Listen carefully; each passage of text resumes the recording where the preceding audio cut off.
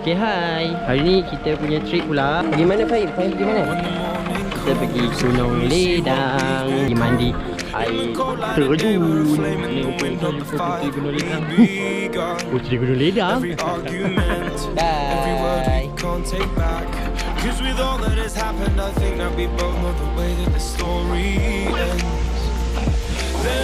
Okay guys, sekarang kita tengah makan. Apa ini?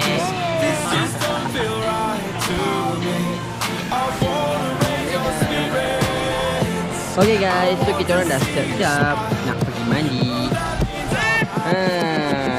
Nak ikut tak? Tak nak? Cepat tinggal, cepat tinggal. Okay, masuk untuk mandi. Dia saja.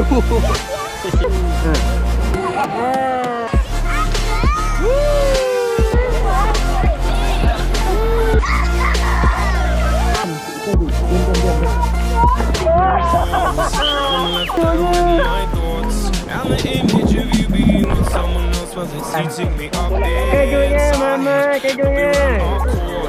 We pretended we're okay. Now if we jump together, at least we can swim far away from the wreck we made. Then only for a minute, I want to change my mind, 'cause this just don't feel right to me. I wanna raise your spirits. I want to see you smile.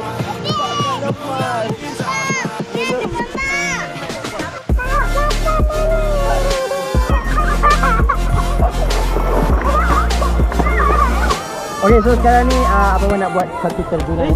Ni lepas tu kita akan panjat ke atas. Kita cuba belajar untuk berani. Lepas ni Abang nak lompat. Bye-bye. Lately, I've been Apa dia? thinking, I want you Elok. to be Dia kata elok nanti jatuh I pangan. want you to be happy. Okay, pangan elok nanti pangan jatuh. Even Ya, Dede. though Oi, I belum. might not like this, I think that you'll be happier. I want you to be happier. Then only for a minute, I want to change my mind, 'cause this just don't feel right Abi, to me. jangan lompat, jangan lompat. Abang atas tadi. Bawah macam rendah sangat.